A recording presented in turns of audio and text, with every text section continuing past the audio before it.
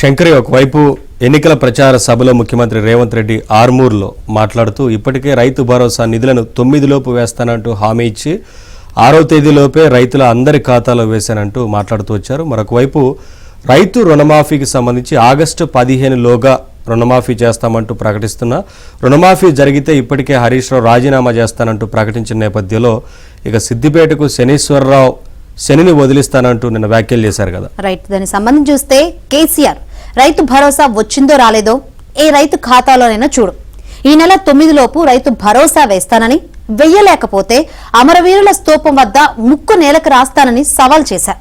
రాష్ట్రంలోని 69 లక్షల మంది రైతుల ఖాతాలో ఈ నెల 6వ తేదీలోపే రైతు బంధు నిధులు వేశారు. కేసీఆర్ కు సిగ్గుంటే అమరవీరుల స్తూపం వద్ద లేదా ఆర్మూర్ అంబేద్కర్ చౌరస్తా దగ్గరకు వచ్చి ముక్కు నేలకు రాయాలి అని ముఖ్యమంత్రి రేవంత్ రెడ్డి అన్నారు.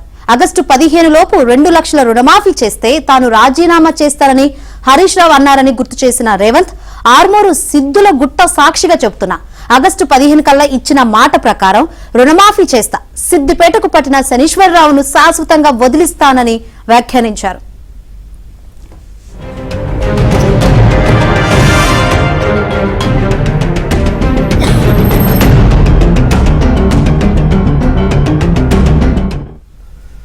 లోక్సభ ఎన్నికల ప్రచారంలో భాగంగా నిన్న నిజామాబాద్ జిల్లాలోని ఆర్మూర్తో పాటు నిజామాబాద్ జిల్లా కేంద్రంలో నిర్వహించిన రోడ్ షోలు, కార్నర్ సమావేశాల్లో రేవంత్ మాట్లాడారు. 2014లో పార్లమెంటుకు జరిగిన ఎన్నికల్లో తనను గెలిపిస్తే 100 రోజుల్లో చక్కెర కర్మాగారాన్ని తెరిపిస్తామని కల్వకుట్ల కవిత హామీ ఇచ్చారని, కానీ ఆమె ఆ హామీని నిలబెట్టుకోకుండా రైతులను మోసం చేశారని మండిపడ్డారు.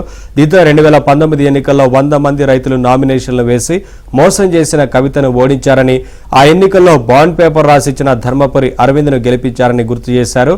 ఎంపీగా గెలిచిన 5 రోజుల్లోపే పసుపు బోర్డు తీసుకువస్తానన్న అరవింద్ కూడా 5 ఏళ్లు గడిచినా ఆ హామీ నెరవేర్చలేదన్నారు. ఆర్మూరు రైతుల పరిస్థితి పెనం మీద నుంచి పొయ్యిలో పడ్డట్లు అయిందని రేవంత్ ఆవేదన వెలుబుచ్చారు.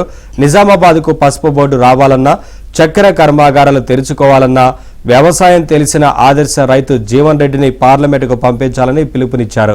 ఇప్పటికే తాము చక్కెర కర్మాగారాలపై మంత్రివర్గ ఉపసంఘాన్ని ఏర్పాటు చేశామని, ఫ్యాక్టరీలను తెరిపించడానికి ప్రయత్నాలను చేస్తున్నామంటూ పేర్కొన్నారు. ఇప్పటికే 43 కోట్ల రూపాయలను బకాయిల చెల్లింపుల కోసం విడుదల చేశామన్నారు. ఇదే విషయం గురించి మరింత సమాచారం మా ప్రతినిధి సిద్ధార్థ్ అడిగి తెలుసుకుందాం. సిద్ధార్థ్, ఏంటి అప్డేట్స్? శంకరి, కాంగ్రెస్ పార్టీ ప్రచారంలో దూసుకుపోతుంది. నిన్న నిజామాబాద్ పార్లమెంట్ పరిధిలో రేవంత్ రెడ్డి పలు బహిరంగ సభల్లో పాల్గొన్నారు. దాంట్లో ముఖ్యంగా అరవింద్ కి సంబంధించినటువంటి అంశాలపై ఆయన విమర్శలు చేశారు. అరవింద్ తో పాటు అక్కడ మాజీ ఎంపీగా ఉన్నటువంటి కవిత పైన విమర్శలు చేశారు. కవిత గాని అరవింద్ గాని 5 సంవత్సరాలు ఎంపీలుగా ఉండి నిజామాబాద్ ప్రాంత అభివృద్ధికి ఎలాంటి దోహదపడలేదు అని చెప్పారు.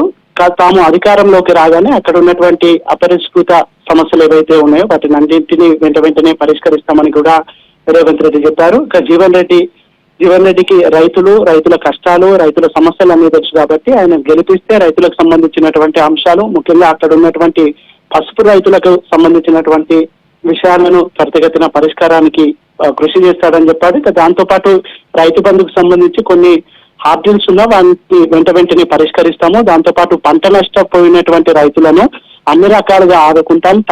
తడిచిపోయినటువంటి ధాన్యాన్ని ప్రతి గింజను కొంటామని రేవంత్ రెడ్డి చెప్పారు. ఇంకా 15వ తారీఖు లోపు ఆగస్టు 15 లోపు వాళ్ళు అనౌన్స్ చేసినటువంటి రుణమాఫీని ఖచ్చితంగా చేసి తీరుతామని రైతులకు హామీ ఇచ్చారు. జీవన్ రెడ్డికి వ్యవసాయం అంటే ఏంటో తెలుసు, ఆయన ఆదర్శ రైతు కాబట్టి రైతులందరూ జీవన్ రెడ్డికి మద్దతు ఇచ్చి కాంగ్రెస్ పార్టీని గెలిపించాలని ఆయన విజ్ఞప్తి చేశారు. Right, thank you Siddhartha.